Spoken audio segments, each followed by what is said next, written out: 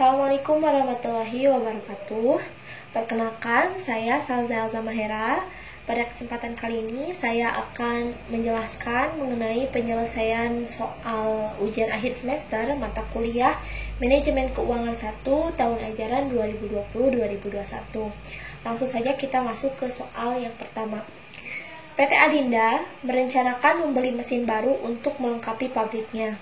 Ada dua macam penawaran atas mesin yang diinginkan tersebut dari dua supplier yang berbeda. Data dari kedua mesin tersebut adalah sebagai berikut. Untuk harga perolehan, di sini mesin A memiliki harga perolehan sebesar 63 juta rupiah, sedangkan untuk mesin B yaitu sebesar 60 juta rupiah. Nilai sisa dari mesin A yaitu sebesar 0, sedangkan untuk mesin B memiliki nilai sisa sebesar 1.500.000. Untuk umur mesin, masing-masing mesin ini memiliki umur mesin yang sama, yaitu 4 tahun. Untuk metode penyusutan, mesin A menggunakan metode straight line, sedangkan mesin B menggunakan metode sum of the digit. Lalu untuk taksnya, mesin A dan mesin B memiliki persentase taks yang sama, yaitu 40%. Begitu juga dengan diskon rate-nya, memiliki angka yang sama, yaitu 15%. Untuk pendapatan bruto atau earning before tax-nya, di sini mesin A pada tahun yang pertama memiliki pendapatan bruto sebesar 7.200.000, sedangkan mesin B sebesar 6.600.000. Tahun yang kedua, mesin A memiliki pendapatan bruto 7.800.000, mesin B 7.500.000, dan sebagainya. Lalu dari data di atas, Anda diminta pertama menghitung net cash inflow per tahun dari masing-masing mesin tersebut. Kedua, menghitung nilai ekonomis dari setiap mesin berdasarkan pada A. Metode net present value, B. payback period, dan C. profitability index. Lalu yang ketiga, berikan saran Anda dan jelaskan mesin mana yang sebaiknya dibeli oleh PT Adinda berdasarkan pertimbangan nilai ekonomis dari perhitungan di atas. Langsung saja kita jawab soal yang pertama ini. Nah, sebelum kita menghitung net cash inflow, kita harus menghitung terlebih dahulu depresiasi dari masing-masing mesin. Nah, untuk mesin A, di soal disebutkan bahwa mesin A menggunakan metode penyusutan straight line. Nah, rumus depresiasi dengan metode straight line ini yaitu harga perolehan dikurangi nilai sisa dibagi umur ekonomis. Harga perolehan tadi di soal diketahui sebesar 63 juta untuk mesin A. Lalu nilai sisa sebesar 0 dan umur ekonomis atau umur mesinnya yaitu sebesar 4 tahun. Maka 63 juta dikurangi 0 dibagi 4 tahun, hasilnya yaitu sebesar 15.750.000 per tahun. Ini baik itu tahun pertama, tahun kedua, tahun ketiga, dan tahun keempat memiliki angka depresiasi yang sama, yaitu 15.750.000 per tahun. Lalu selanjutnya kita menghitung depresiasi mesin B. Di soal disebutkan bahwa mesin B menggunakan metode sum of the digit. Nah, sebelum kita menghitung depresiasi dengan metode ini, kita harus menghitung terlebih dahulu sumnya. Nah, rumus dari sum sendiri yaitu N dikali N ditambah 1 dibagi 2. N di sini adalah umur mesin atau umur ekonomis dari mesin tersebut. Nah, mesin B kan memiliki umur mesin 4, berarti 4 dikali 4 ditambah 1 dibagi 2, hasilnya sebesar 10. Maka depresiasinya untuk tahun yang pertama 4/10. Di sini 4 karena mesin belum mengalami penyusutan. Berarti umur ekonomisnya masih sebesar 4 tahun. Nah, 10 ini diperoleh dari sumnya, lalu dikali dengan 60 juta atau harga perolehan dari mesin B, dikurangi 1.500.000 atau nilai sisa dari mesin B. Maka untuk tahun yang pertama depresiasinya sebesar 23.400.000 rupiah. Begitu juga dengan tahun yang kedua, ketiga, dan keempat. Perhitungannya sama, hanya yang membedakan M-nya saja. Karena pada tahun kedua mesin sudah digunakan 1 tahun, berarti umur mesin mengalami penyusutan sebesar 1 tahun, berarti sisa umur mesin tinggal 3. 4 kurangi 1 sama dengan 3. Lalu untuk tahun yang ketiga, berarti mesin sudah mengalami penyusutan selama 2 tahun, berarti 4 dikurangi 2 sama dengan 2. Untuk depresiasi tahun keempat, mesin telah digunakan 3 tahun, berarti mengalami penyusutan 3 tahun, 4 dikurangi 3 sama dengan 1. Jadi di sini dimasukkan 1, ya. 10, 10, 10, 10. Jadi pembaginya semua 10. Jadi yang membedakan hanya N-nya saja ini, ya. Nah, setelah kita menghitung depresiasi dari masing-masing mesin, kita tinggal menghitung net cash inflow-nya dengan menggunakan tabel sebagai berikut. Nah, untuk mesin A, di sini yang pertama di input adalah earning before tax atau pendapatan bruto yang dari soalnya ini. Jadi angka atau pendapatan bruto yang dari soal ini semua dimasukkan ke dalam kolom EBT ini. Untuk tahun yang pertama 7.200.000, tahun yang kedua 7.800.000, tahun ketiga 8.400.000, dan tahun keempat sebesar 9 juta. Lalu setelah menginput EBT, kita tinggal menghitung taksnya. Untuk mesin A memiliki taks 40%. Nah, 40% ini diambil dari earning before tax atau pendapatan bruto. Jadi 40% dikali EBT. Seperti untuk tahun yang pertama, 40% dikali 7.200.000. Maka taksnya itu sebesar 2.880.000. Untuk tahun yang kedua juga sama, 40% dikali 7.800.000. Maka hasilnya sebesar 3.120.000. Lalu tahun yang ketiga dan tahun yang keempat juga sama. Kalian cukup mengalihkan antara taksnya dengan earning before tax masing-masing tahun. Lalu setelah kita menghitung tax, kita tinggal menentukan earning after tax atau pendapatan netonya. Cara menghitungnya yaitu dengan mengurangi earning before tax dengan tax itu sendiri.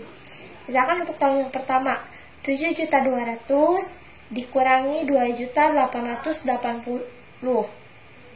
Hasilnya itu sebesar 4.320.000. Lalu untuk tahun yang kedua 7.800.000 dikurangi 3.120.000, maka hasilnya sebesar 4.680.000. Begitu juga dengan tahun yang ketiga dan tahun yang keempat, kalian cukup mengurangi earning before tax dengan tax itu sendiri, ya. Nah, setelah kita mengetahui earning after tax atau pendapatan neto, kita tinggal menginput depresiasi yang telah dihitung di atas. Di sini depresiasi dari mesin A memiliki nilai yang sama pada masing-masing tahun, maka dimasukkan ke di sini. Nilainya sama semua sebesar 15.750. Nah, setelah menginput depresiasi, kita sudah mulai bisa menghitung net cash inflow-nya. Caranya yaitu dengan menambahkan antara earning after tax ini dengan depresiasi. Untuk tahun yang pertama 4.320.000 ditambah 15.750.000. Hasilnya itu sebesar 20.070.000. Untuk tahun yang kedua 4.680.000 ditambah 15.750.000. Maka net cash inflow-nya itu sebesar 20.430.000. Begitu juga dengan tahun yang ketiga dan tahun yang keempat memiliki cara yang sama, yaitu dengan menambahkan earning after tax dengan depresiasi. Nah, setelah kita mengetahui net cash inflow mesin A, kita tinggal menghitung net cash inflow untuk mesin B. Nah, untuk mesin B ini EBT dari mesin B ini dimasukkan ke dalam kolom yang ini. Sama caranya dengan mesin A, yang membedakan hanya angka-angkanya saja. Lalu setelah EBT dimasukkan, kita tinggal menghitung taksnya. 40% dikali EBT tahun tersebut. Untuk tahun yang pertama, 40% dikali 6.600.000, maka taksnya sebesar 2.640.000 rupiah. Lalu untuk tahun yang kedua, 40% dikali 7.500.000, maka hasilnya sebesar 3 juta. Begitu juga dengan tahun yang ketiga dan tahun yang keempat, caranya sama, 40% dikalikan dengan EBT tahun tersebut, ya. Setelah menghitung tax, kita tinggal menghitung earning after tax, yaitu dengan mengurangi antara EBT ini, earning before tax, dengan taxnya. Untuk tahun yang pertama, 6.600.000 dikurangi 2.640.000, yaitu hasilnya sebesar 3.960.000 rupiah. Untuk tahun yang kedua, 7.500.000 dikurangi 3 juta, hasilnya sebesar 4.500.000. Begitu juga dengan tahun yang ketiga dan tahun yang keempat. Caranya yaitu dengan mengurangi EBT dengan tax. Setelah earning after tax diketahui, kita tinggal menginput depresiasi yang telah dihitung di awal. Untuk mesin B, di sini masing-masing tahun memiliki angka depresiasi yang berbeda, maka pada masing-masing tahun ini dimasukkan ke dalam kolom tahunnya masing-masing. Jadi untuk tahun yang pertama tadi 23.400.000, untuk tahun yang kedua di sini 17.550.000 dimasukkan ke dalam kolom yang ini, ya. Begitu juga dengan tahun yang ketiga dan tahun yang keempat. Sehingga net cash inflow-nya tadi cara menghitungnya yaitu dengan menambahkan earning after tax ini dengan depresiasi. Jadi untuk tahun yang pertama 3.960.000 ditambah 23.400.000, maka net cash inflow-nya yaitu sebesar 27.360.000. Untuk tahun yang kedua, 4.500.000 ditambah 17.550.000, maka hasilnya sebesar 22.050.000 rupiah. Sama seperti tahun sebelumnya, untuk tahun yang ketiga dan tahun yang keempat, cara menghitung net cash inflow-nya yaitu dengan menambahkan earning after tax dengan depresiasi tahun tersebut. Nah, setelah kita menghitung net cash inflow ini sudah diketahui, maka kita tinggal menghitung nilai ekonomis dari setiap mesin. Yang pertama, kita akan menghitung net present value. Nah, sebelum kita menghitung net present value, kita harus mengetahui terlebih dahulu berapa diskon factor-nya. Karena di soal hanya diketahui diskon rate-nya saja. Nah, kedua mesin ini memiliki diskon rate yang sama, yaitu 15%. Sedangkan rumus dari diskon factor yaitu 1/1 ditambah diskon rate pangkat N. N di sini tadi ingat yaitu umur mesin. Nah, untuk diskon factor tahun pertama 1/1 ditambah 0,15 pangkat 1. Kenapa pangkat 1? Karena yang dihitung adalah pada tahun pertama. Lalu untuk tahun yang kedua 1/1 ditambah 0,15 pangkat 2. Jadi perhitungannya pada masing-masing tahun caranya sama, yang membedakan hanya N-nya saja, ya. Karena di sini mesin A dan mesin B memiliki diskon rate yang sama, yaitu 15%, maka diskon factor-nya tidak perlu dibedakan, ya, karena angkanya sama. Nah, di sini 1/1 ditambah 0,15 pangkat 1 itu hasilnya 0,8696. Lalu untuk tahun yang kedua 1/1 ditambah 0,15 pangkat 2 itu hasilnya sebesar 0,7561. Begitu juga dengan tahun yang ketiga dan tahun yang keempat, caranya sama, yang membedakan hanya N-nya saja. Untuk tahun yang ketiga berarti N-nya 3, untuk tahun yang keempat berarti N-nya 4. Setelah kita menghitung diskon factor, kita mulai menghitung net present value dengan tabel sebagai berikut. Di sini ada keterangan tahun, proceed. Proceed ini adalah net cash inflow, ya, sama dengan net cash inflow. Lalu diskon factor dan present value of proceed.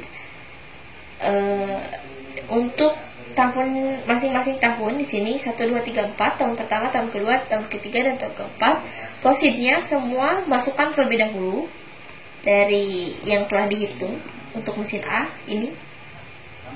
Semua dimasukkan.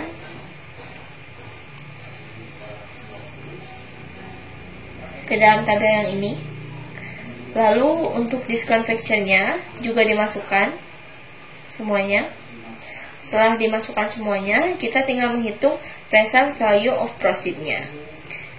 Cara menghitungnya yaitu dengan mengalihkan antara proceed atau net cash inflow dengan discount factor.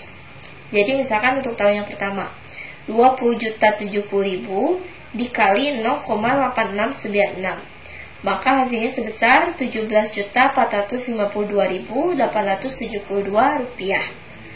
Untuk tahun yang kedua, prosidnya itu sebesar 20.430.000 dikali 0,7561, maka present value of prosidnya sebesar Rp15.447.123.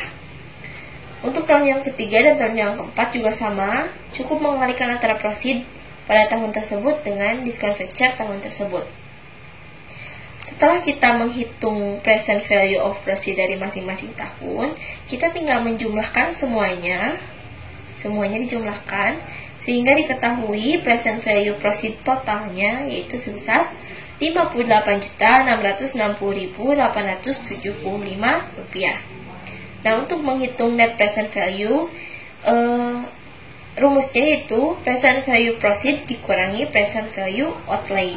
Nah, present value outlay ini adalah harga perolehan, sama dengan harga perolehan. Untuk mesin A, present value outlay atau harga perolehan itu sebesar 63 juta. Berarti 58.660.875 dikurangi 63 juta. Maka diketahui net present value-nya itu sebesar negatif Rp4.339.125 ya. Karena nilai net present value-nya ini negatif, maka usul investasi untuk mesin A ini ditolak.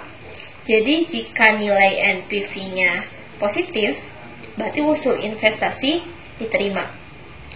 Sedangkan jika NPV-nya negatif seperti ini, maka usul investasinya ditolak. Setelah kita menghitung net present value mesin A, kita menghitung net present value untuk mesin B. Caranya sama seperti mesin A, yang membedakan hanya angka dari proceed-nya saja. Nah, sama seperti tadi, masukkan terlebih dahulu proceed dari masing-masing tahun. Untuk mesin B, di sini semua dimasukkan ke dalam tabel. Lalu discount factor-nya sama dimasukkan, yang ini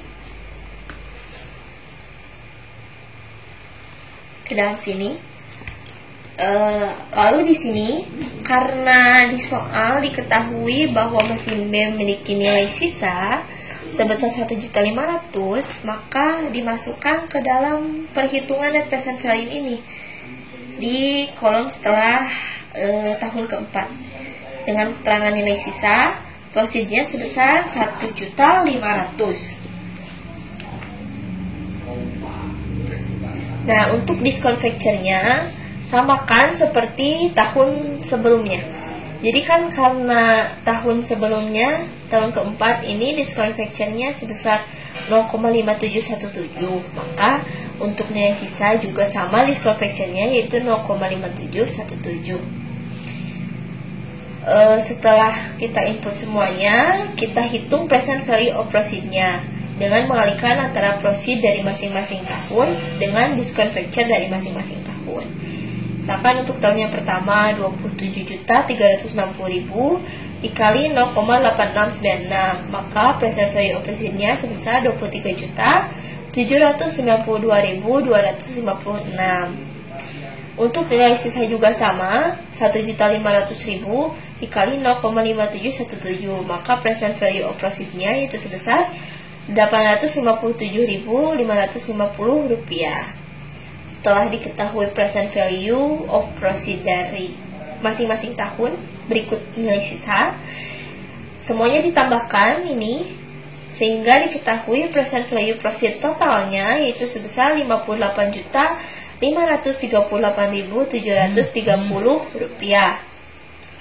Nah, untuk menghitung net present value cukup dikurangi dengan present value outlay atau harga perolehan dari mesin B sebesar 60 juta. Maka Rp58.538.730 dikurangi 60 juta, NPV-nya itu sebesar negatif Rp1.461.270. Dikarenakan NPV mesin B juga negatif, maka unsur investasinya ditolak. Ya. Untuk net present value sudah dihitung, maka kita lanjut ke metode payback period. Nah, untuk menghitung payback period, dibuat tabel seperti ini dengan keterangan tahun, proceed atau net cash inflow, investasi, dan sisa. Nah, sebelum kita masuk ke tahun yang pertama, kita harus menginput terlebih dahulu investasi atau modal awal yang akan dikeluarkan oleh perusahaan. Di sini untuk mesin A, harga perolehannya itu sebesar 63 juta. Berarti perusahaan akan menginvestasikan uangnya di dalam mesin tersebut sebesar 63 juta. Ya, dimasukkan dengan keterangan tahun 0 atau tahun awal 63 juta. Dikarenakan belum terpakai, baru dibeli, maka sisa dari investasi yang masih tertanam dalam mesin itu sebesar 63 juta, masih utuh. Nah, di sini masuk ke tahun yang pertama. Ini proceed. Masukkan aja semuanya dari net cash inflow untuk mesin A ini dimasukkan ke dalam proceed-nya. Nah, proceed mesin A ini dimasukkan semuanya. Jadi kita tinggal menghitung sisanya. Nah, tadi kan untuk tahun 0 ini kan baru dibeli ya mesinnya. Jadi investasi masih berada di angka 63 juta. Lalu untuk tahun yang pertama ternyata diketahui proceed atau net cash inflow-nya, atau istilahnya mesin sudah mulai menghasilkan keuntungan sebesar 20.070.000, maka sisa modal awal atau investasi yang masih tertanam di dalam mesin itu sebesar 42.930.000. Ini dari mana? Ini hasil pengurangan antara 63 juta ini dengan 20.070.000. Jadi 63 juta dikurangi 20.070.000, hasilnya sebesar 42.930. Ini dimasukkan ke dalam sisa ini setelah 63 juta di sini. Nah, selanjutnya untuk tahun yang kedua ternyata mesin menghasilkan keuntungan sebesar 20.430.000. Maka modal awal atau sisa dari modal awal yaitu sebesar 42.930 dikurangi dengan 20.430, hasilnya sebesar 22.500. Dimasukkan ke dalam sini sisanya, sisa modal yang masih tertanam. Lalu untuk tahun yang ketiga, mesin menghasilkan keuntungan sebesar 20.790.000. Maka sisa modal yang masih tertanam yaitu 22.500 dikurangi 20.790, hasilnya sebesar 1.710.000. Nah, modal yang masih tertanam dalam mesin ini sisanya adalah sebesar ini. Pada tahun yang keempat ternyata mesin menghasilkan Rp21.150.000. Nah, dikarenakan modal yang masih tertanam di dalam mesin hanya tinggal sebesar Rp1.710.000, sedangkan mesin sudah mulai mengeluarkan keuntungan, maka pada tahun yang keempat ini mesin sudah tidak lagi membayar investasi atau mengembalikan investasi dari perusahaan, ya, sehingga pada tahun berikutnya sudah tidak ada lagi sisa modal, ya, karena sudah tercover oleh keuntungan pada tahun keempat. Lalu untuk menghitung payback period ini, kita cari kolom sisa yang masih bisa dikurangi. Di sini kan kolom sisa yang masih bisa dikurangi itu yaitu kolom tahun pertama, tahun kedua, dan tahun ketiga. Karena tahun yang keempat ini sudah nggak bisa dikurangi lagi sama proceed karena sudah tercover, sehingga 1, 2, 3 berarti 3 tahun ditambah sisa yang tadi yang sudah tidak bisa dikurangi 1.710.000, ini dari sini dibagi 21.150.000, ini dari proceed, dikali 12 bulan. Hasilnya itu sebesar 3 tahun 0,97 bulan, atau jika dihitung hari itu sebesar 3 tahun 29 hari. Jadi, dana yang tertanam dalam aktiva atau mesin A sebesar 63 juta ini akan dapat diperoleh kembali oleh perusahaan dalam jangka waktu 3 tahun 0,97 bulan atau 3 tahun 29 hari. Begitu. Itu perhitungan payback period untuk mesin A. Lalu untuk mesin B, caranya sama, yang membedakan hanya dari nilai investasi dan proceed-nya. Tadi proceed dari mesin B semua dimasukkan terlebih dahulu, net cash inflow untuk mesin B semua dimasukkan ke dalam kolom proceed. Setelah itu untuk tahun 0 atau awal, perusahaan menginvestasikan uangnya sebesar harga perolehan dari mesin B yaitu 60 juta. Karena kan mesin masih dibeli, belum dipakai, maka investasi yang masih tertanam dalam mesin yaitu sebesar 60 juta. Lalu untuk tahun yang pertama, ternyata mesin menghasilkan keuntungan sebesar 27.360.000. Maka sisa modal yang masih tertanam dalam mesin yaitu sebesar 60 juta dikurangi 27.360.000, hasilnya sebesar 32.640.000. Untuk tahun yang kedua, mesin menghasilkan keuntungan sebesar 22.050.000. Maka sisa modal yang tertanam yaitu dengan mengurangi sisa ini dengan proceed tahun kedua, sisanya itu sebesar 10.590.000 rupiah. Nah, pada tahun ketiga, mesin mulai menghasilkan proceed atau keuntungan sebesar 16.560.000 rupiah. Nah, nilai ini ternyata sudah mengcover sisa modal yang masih tertanam dalam mesin, sehingga kalau dikurangi kan masih ada sisa. Nah, sisa ini masuk ke keuntungan. Jadi mesin sudah tidak lagi membayar mengembalikan investasi dari perusahaan. Sehingga 10.590 dikurangi 16.560 ini sudah tidak ada lagi sisa, sudah tercover karena sisanya masuk ke keuntungan, ya. Tahun yang keempat ini berarti pure laba atau net cash inflow dari perusahaan. Nah, lalu untuk payback periodnya, dari sisa ada berapa kolom yang masih bisa dikurangi di sini? Ada 2 kolom kan?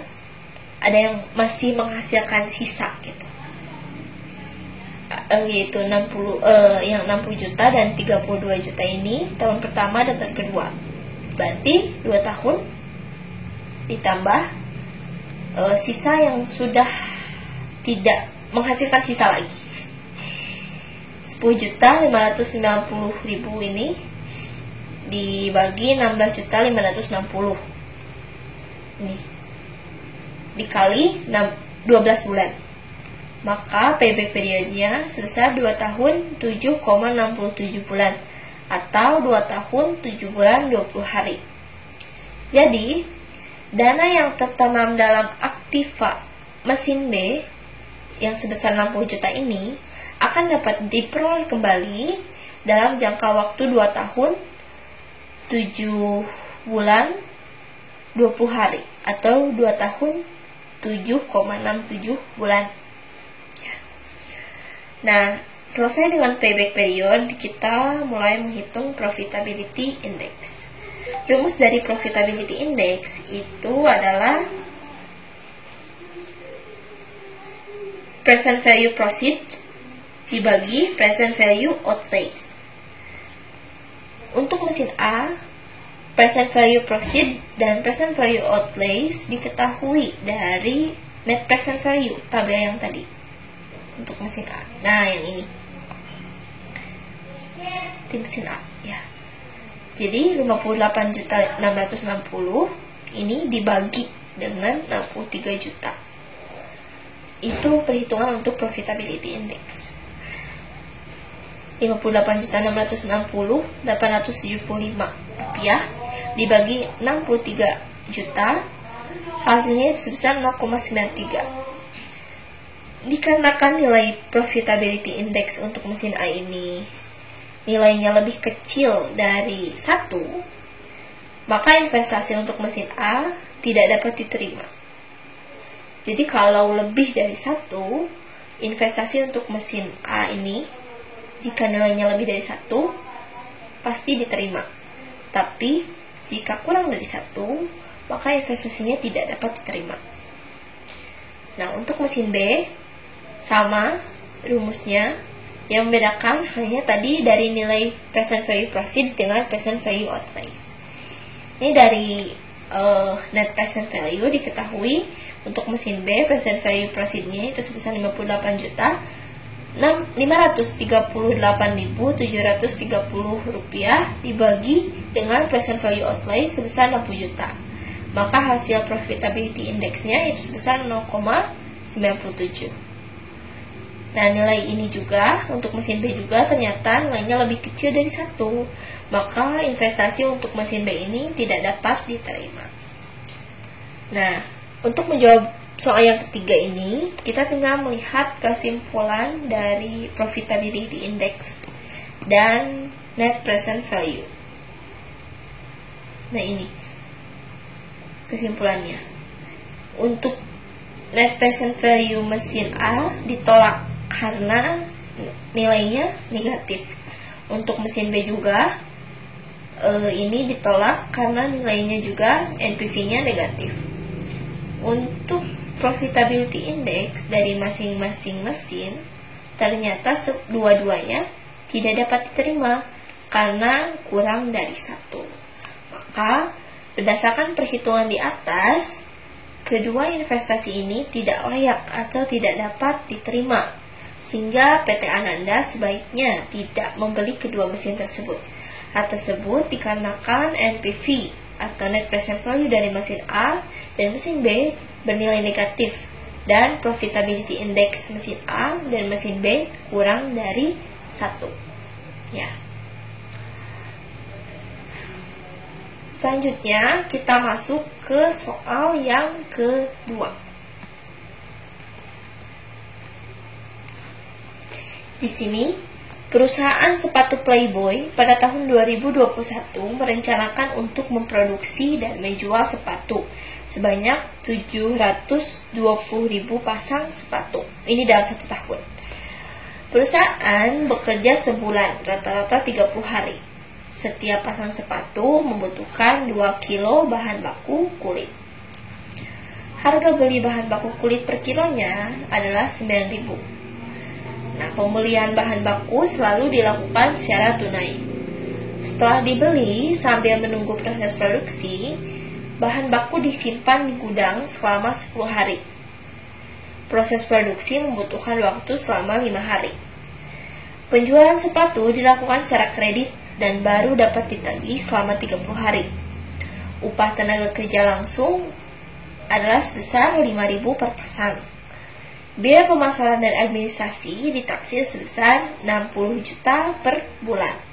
Sedangkan untuk berjaga-jaga disediakan kas kecil sebesar 20 juta. Dari data di atas, hitunglah besarnya kebutuhan modal kerja perusahaan tersebut untuk tahun 2021.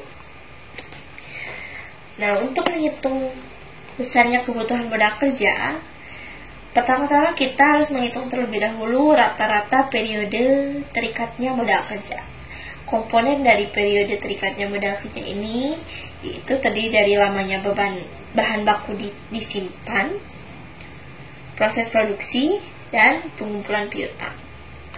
Di soal, lamanya bahan baku disimpan,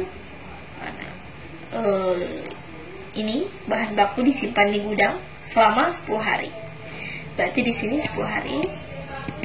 Lalu proses produksi di sini membutuhkan waktu selama 5 hari. 5 hari. Lalu untuk pengumpulan piutang di sini baru dapat ditagih selama 30 hari. Berarti dimasukkan ke dalam sini 30 hari. Maka jumlah dari rata-rata periode terikatnya modal kerja itu selama 45 hari. Lalu selanjutnya, setelah kita menghitung rata-rata periode terikatnya modal kerja, kita tinggal menghitung rata-rata pengeluaran kas setiap hari. Di sini setiap hari. Saya menghitungnya setiap hari. Nah, dikarenakan di sini totalnya 1 tahun, berarti kita harus menghitung terlebih dahulu berapa sih produksi yang dihasilkan oleh perusahaan setiap harinya. Kan perusahaan bekerja sebulan rata-rata 30 hari. Berarti dalam 1 tahun perusahaan bekerja selama 360 hari, ya. Berarti untuk mengetahui berapa sih sepatu yang diproduksi oleh perusahaan ini, cukup dengan membagi total produksi pada 1 tahunnya dengan jumlah hari kerja. 720.000 pasang sepatu dibagi 360 hari. Maka dalam satu harinya perusahaan ini memproduksi sebesar 2.000 pasang sepatu. Nah, kan di sini disebutkan bahwa setiap pasang sepatu membutuhkan 2 kilo bahan baku kulit. Berarti dalam 1 hari perusahaan menghasilkan atau membutuhkan bahan baku kulit sebesar 4.000 kilo. Sedangkan untuk harga bahan baku kulit per kilonya yaitu sebesar 9.000.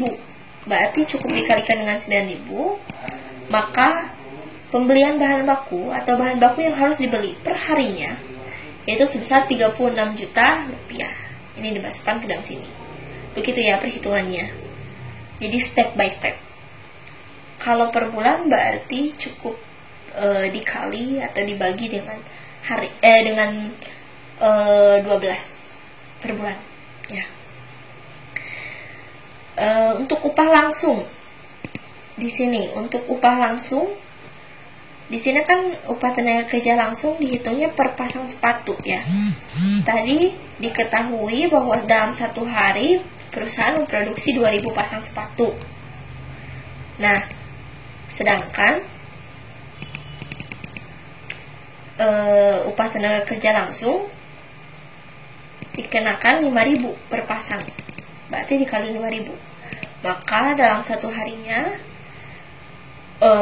pengeluaran kas untuk upah langsung itu sebesar 10 juta rupiah. Untuk biaya pemasaran dan administrasi di sini di soal disebutkan sebesar 60 juta per bulan. Ini per bulan.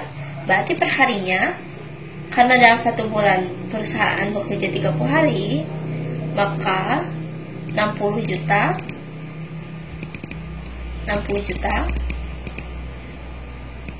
dibagi 30 hari. Maka dalam seharinya biaya pemasaran yang dikeluarkan itu sebesar 2 juta. Maka semua ini dijumlahkan, Rata-rata pengeluaran kas setiap hari yaitu sebesar 48 juta rupiah. Tadi soal sebutkan bahwa jumlah kas minimal di sini sebesar 20 juta. Nah, rumus dari kebutuhan modal kerja yaitu periode terikatnya modal kerja dikali pengeluaran kas setiap hari ditambah kas minimal. Nah, periode terikatnya modal kerja ini tadi dihitung selama 45 hari. Lalu untuk pengeluaran kas setiap hari itu sebesar 48 juta rupiah. Lalu untuk kas minimal di sini 20 juta. Maka 45 hari dikali 48 juta rupiah ditambah 20 juta, maka diperoleh hasil sebesar 2.180 juta per hari. Ini jumlah kebutuhan modal kerja per harinya. Sedangkan yang ditanyakan di sini kebutuhan modal kerja perusahaan tersebut untuk tahun 2021, berarti dalam 1 tahun. Nah, sebelum kita menghitung dalam 1 tahun, kita harus mengetahui berapa per bulannya. Caranya cukup dengan mengalihkan hasil jumlah modal kerja ini per hari dengan jumlah hari kerja 30 hari. Maka 30 hari dikali 2.180 juta, hasilnya sebesar 65.400 juta rupiah per bulan. Berarti untuk 1 tahunnya cukup dikalikan dengan 12. Ini yang per bulan ini. Jadi 12 bulan dikali 65.400 juta, hasilnya sebesar 784.800 juta per tahun. Jadi, besarnya kebutuhan modal kerja perusahaan sepatu Playboy untuk tahun 2021 adalah sebesar 784.800 juta rupiah.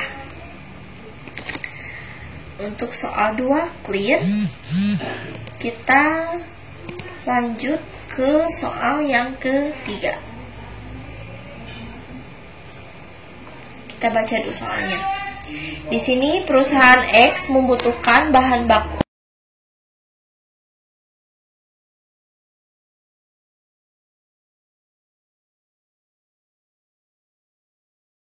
hari dengan harga 5.000 setiap unit. Nah, dalam rangka pembelian tersebut dibutuhkan biaya-biaya sebagai berikut. Ada biaya pengiriman pesanan dengan tarif sebesar 10.000 per 1 kali pesan. Ada biaya administrasi dengan tarif 20.000 per 1 kali pesan. Biaya penyelesaian pemesanan sebesar 20.000 per 1 kali pesan. Dan biaya penyimpanan di gudang sebesar 1.000 per unit per tahun. Berdasarkan data di atas, Anda diminta pertama menghitung economic order quantity. Kedua, tentukan the order point atau ROP jika procurement lead time selama 6 hari.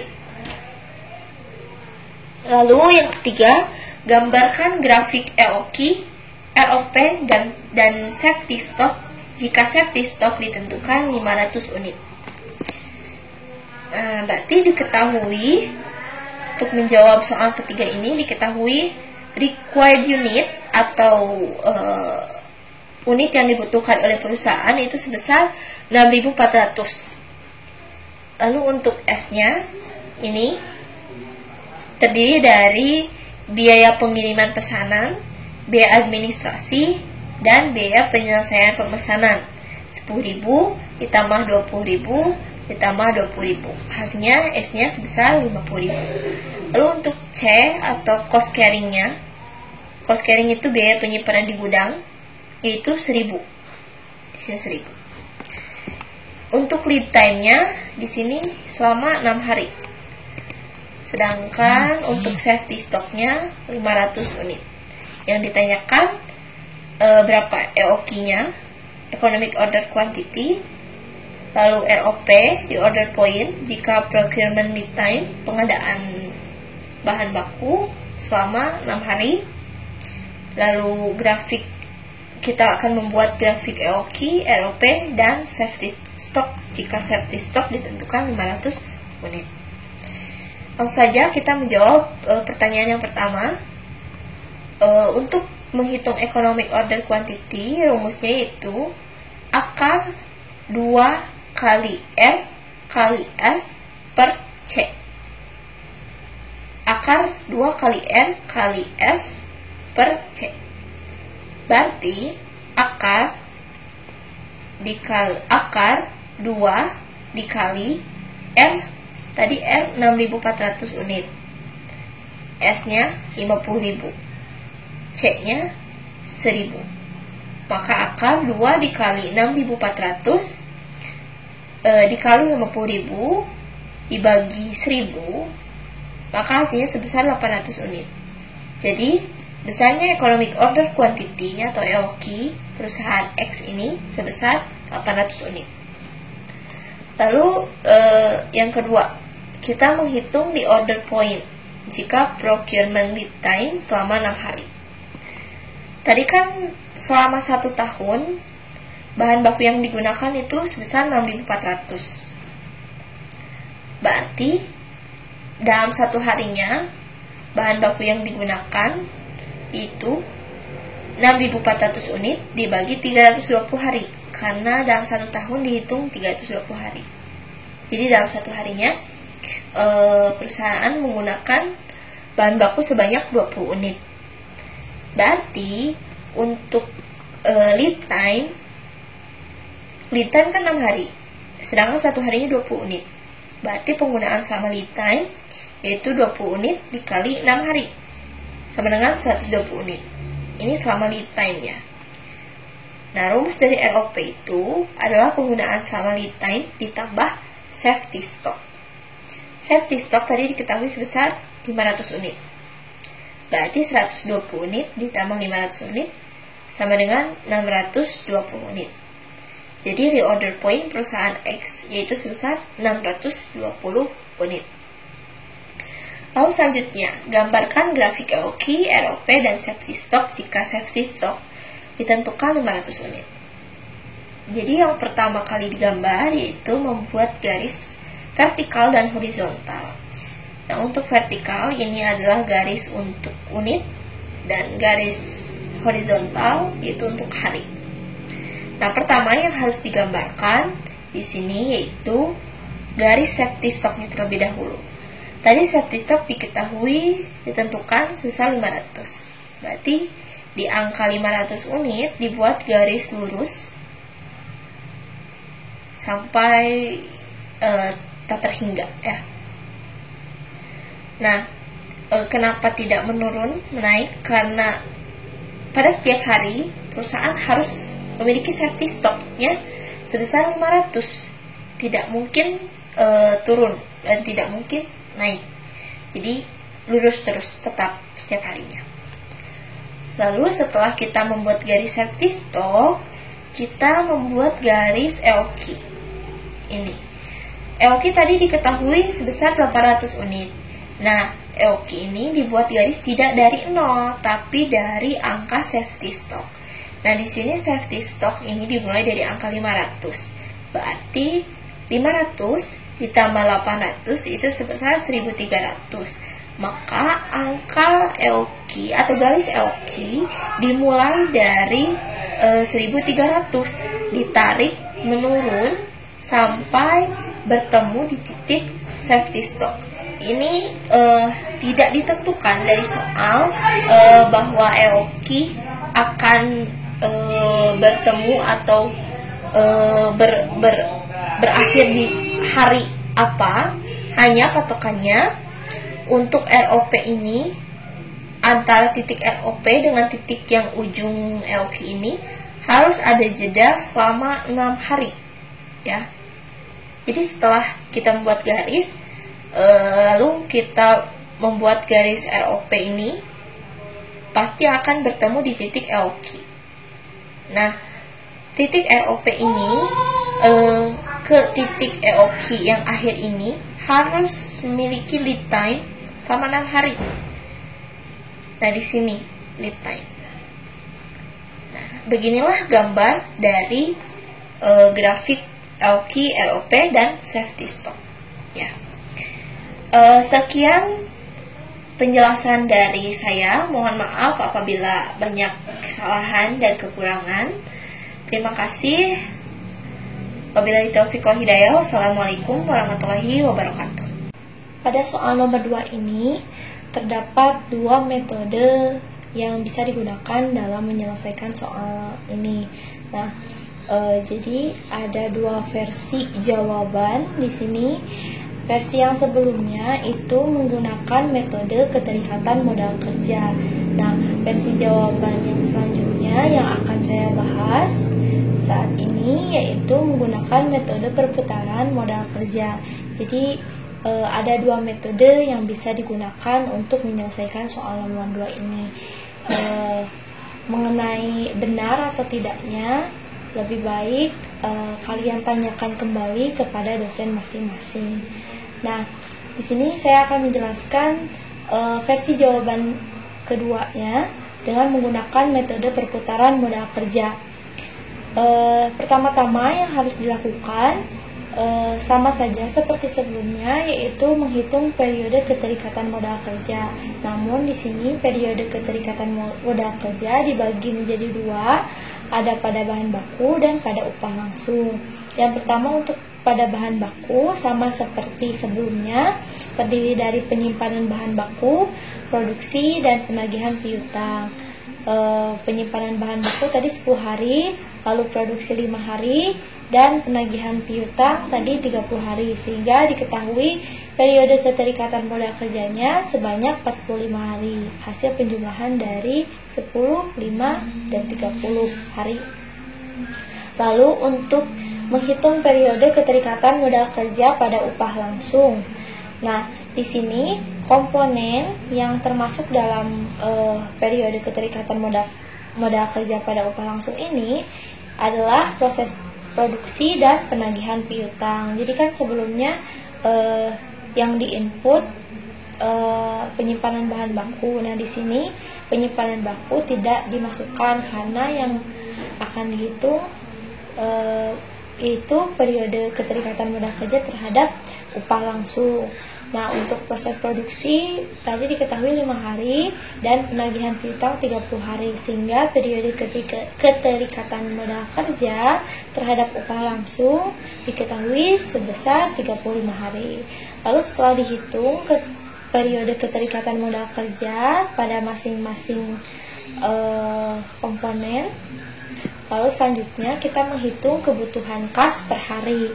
Nah, kebutuhan kas per hari ini sama dengan sebelumnya.